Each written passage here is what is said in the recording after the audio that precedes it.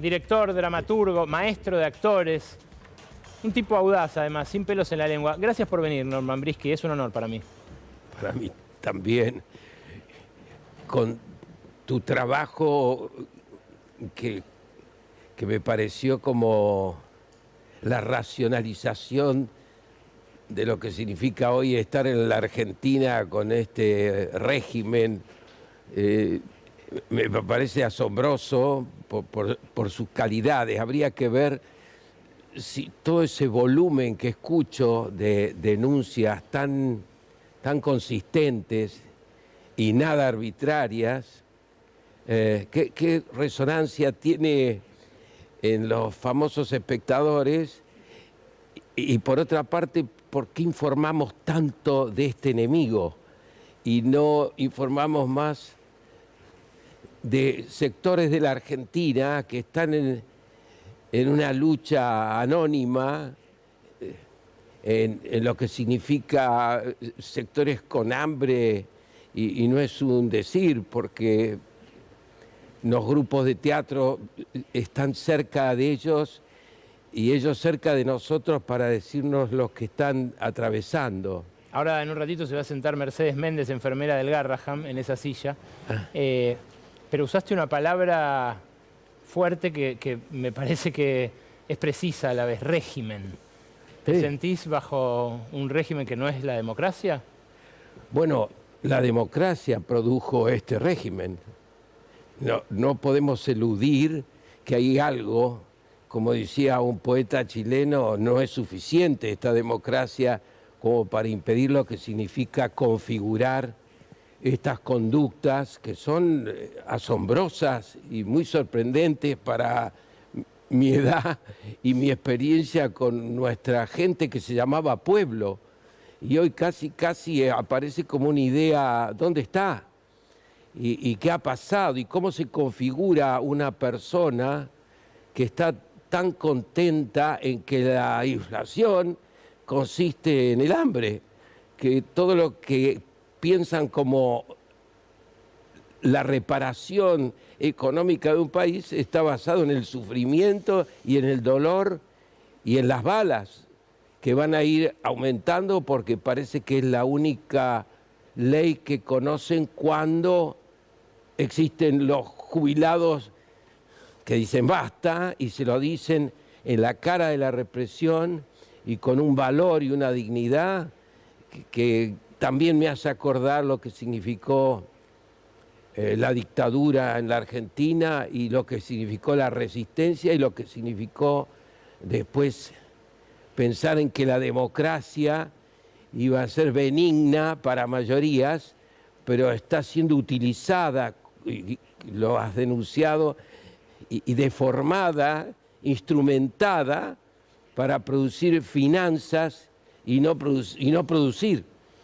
Es increíble que hace no 50 ni 60 años, hace 20 años, la gente no decía orgullosa, yo hago bicicleta financiera y gano guita especulando, ¿no? No era un motivo de orgullo.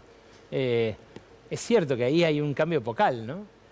Bueno, más que un cambio, porque un cambio significa devenir. Esto es un retroceso que tiene que ver, si pudiésemos saberlo mejor, porque ignoramos, inclusive no tenemos tanta capacidad para decir que el 25 de mayo había uno que quería entregar la Argentina a los ingleses y otro que los españoles no son tan malos y que aparece una clase social sin que haya un solo mapuche ahí abajo con la bandera nuestra, ¿no? No había ningún pueblo originario que son los que aquí estuvieron haciendo este país y con sus propias culturas y que hoy inclusive nosotros estamos diciendo que los mapuches no son argentinos, cosa que es grave para un país que no está sabiendo qué hacer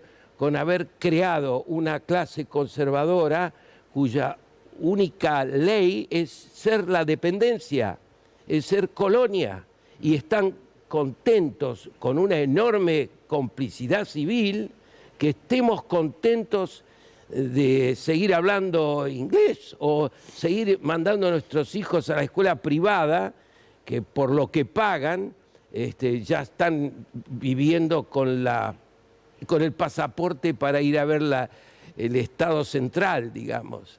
Me parece que es grave y que somos nosotros también los que hemos conformado en esta latencia que tuvimos de años de paz y de convivencia para que se arme otra vez eso que podríamos llamar conservadores, que casi es un insulto para los conservadores, porque Quijano, el vicepresidente de Perón, era un conservador. Un tipo formado, ¿no? Así es. Y otros también, Pinedo, pienso, ¿no? Qué sé yo. Me parece que hay un abismo de diferencia con este... Sí, ¿quién hizo el abismo? Este señor que tenemos atrás. ¿Se puede desarmar eso, Norman? No sé, pero sería bueno que nos propusiésemos hacerlo. Bueno, hace falta valor, indudablemente, para hacerlo, y es algo que vos tuviste el año pasado en la entrega de los Martín Fierro, en un momento en el que, bueno, a mí ya me habían acusado de terrorista por denunciar el genocidio en Gaza, Sí. y a vos por decir simplemente la palabra, te Gaza. llovió, por decir Gaza, te llovió un linchamiento mediático, una cantidad de denuncias de Y antisemitismo. también una cantidad solidaria de abrazos y de mensajes de muchísimo afecto y amor, ¿no? ¿No te sentiste amenazado en tu existencia? ¿No te sentiste como apuntado por un arma? No, me siento como, uy, otra vez. Yo estuve 10 años en el exilio. Sí, lo sé. Y eso también te vacuna con respecto a que lo que podría ser una amenaza es casi, diría, uy, estoy pensándola bien. Estoy haciendo algo que se supone que está colaborando con mayorías que quieren otro país. Pero hoy la cuestión es qué es esta complicidad civil que hace que este señor sea presidente de mi país. Entonces se vuelve Un poco agobiante, ¿no? agobiante y cierta impotencia de no encontrar cómo se han constituido esas cabezas, como la cabeza del nazismo o la cabeza de Mussolini, cómo se llegó a constituir una agresión hacia el humano que está casi vigente todos los días. O sea, que ha crecido muchísimo la idea clasista en términos de discriminación, Sí, sí. racismo, y que no nos damos cuenta, los argentinos nunca tuvimos la capacidad de saber que tenemos aspectos discriminatorios y que los tenemos desde hace mucho tiempo como hijos de inmigrantes o inmigrantes. Eso se estableció como en Gaza, se estableció que los palestinos son otra clase, con otras características que están en contra del hecho civilizatorio. Y eso hace que haya muchas víctimas y que va a haber muchas víctimas, sino esa idea de la unidad, ¿de qué unidad se trata? Claro. Con más de 55.000 personas muertas, la mayoría mujeres y niños, ¿no? Exactamente. ¿Te sentiste, más allá de que la justicia desestimó esas denuncias, Sí. te sentiste avalado por la deriva de los acontecimientos? Hoy vemos que Europa se horroriza por Netanyahu y que son muy pocos, como Milei, los que bancan esa Hoy limpieza está étnica. Milei abrazando al genocida. Sí. ¿Cómo te sentís frente a eso? No, es que la sensación es de, ¿qué es esto?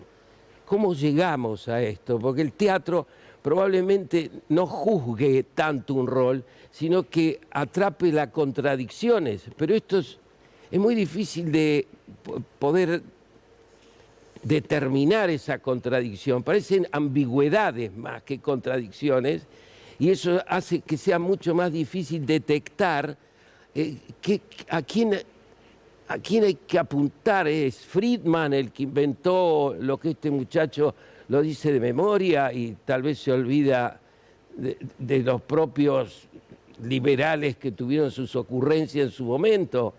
Me parece que es difícil, es complejo, difícil para mí, pero probablemente un trabajador que pierde su salario, que pierde su dignidad porque está haciendo en un kiosco o en un taxi, probablemente de ahí salga otras maneras que no son tan intelectuales o complejas en el sentido que lo son, pero tienen una idea más simple de la injusticia, más simple de lo que significa volver a lugares increíbles para mí, muy sorprendente. Y quizás con potencial transformador, esa idea de la justicia también, ¿no?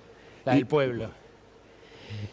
Eso me parece que también no sabemos lo que está pasando, no sabemos cómo se constituyó esa manera de pensar y esa manera de actuar y tan irresponsable y tan con características militares.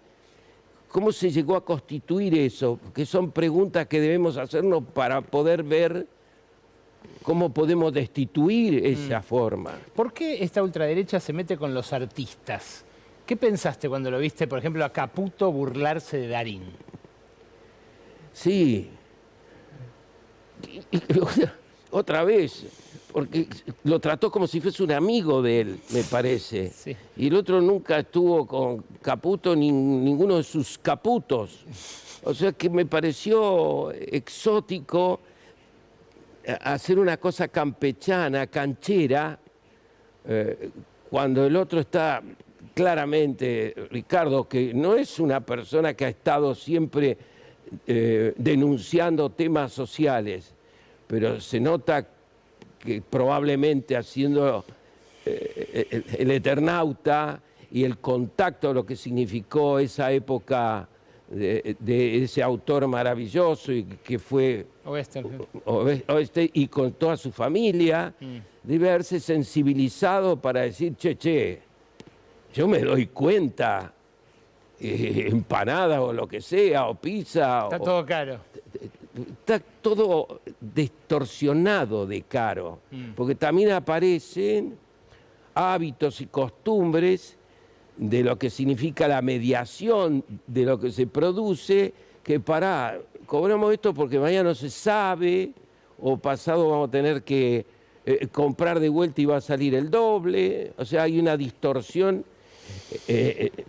Norman, me tengo que ir a la tanda, pero no te quiero dejar de preguntar por el que va a ser mañana el tema del día, indudablemente, que es la posibilidad de que vaya presa Cristina Kirchner.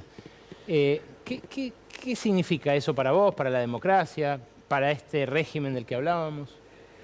Bueno, yo creo que también tener la capacidad de lo que significó ese periodo en términos de que puso sobre la mesa en economía, en lo que significa la producción, lo que significa la modernidad, que no se puede eludir y que es un factor enorme de lo que hoy hace que mucha gente se entretenga con juegos perversos, le llamo yo, y que las relaciones afectivas y las relaciones de vínculo se desdibujen con las velocidades que traen estas maneras, ¿no? A mí me parece que contar con lo sucedido, que es una penetración cultural de Estados Unidos, pero también que es muy copiado por los otros capitalismos más exóticos y tal vez los menos malos o más malos, que hay una idea de vos tenés misiles, yo tengo más misiles que vos.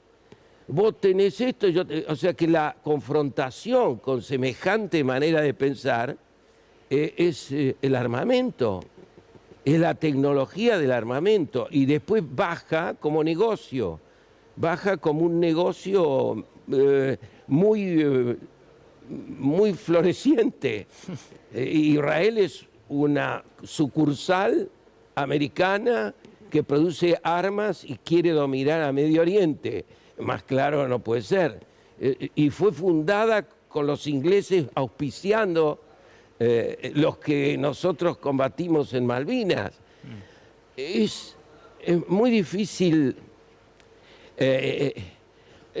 tomar la anécdota de Cristina, que casi la pueden haber matado y que ahora le están diciendo que está presa, que puede ir presa. Me da la impresión de que... No se puede abstraer de todo eso.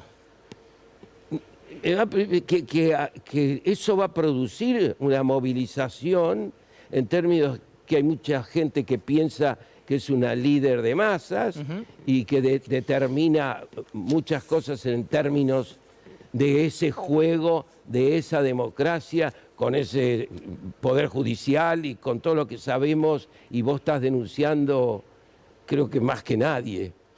Muchísimas gracias, Norman. No, gracias a vos. Por haber venido y por estas reflexiones. En serio. Gracias a vos. Y por el valor. Ustedes quédense. Falta lo que Gaby Vulcano nos va a contar sobre qué estrategia planea Cristina en caso de que esto efectivamente ocurra así mañana. Y vamos a hablar con Meche Méndez, enfermera del Garraham, que sigue en la lucha.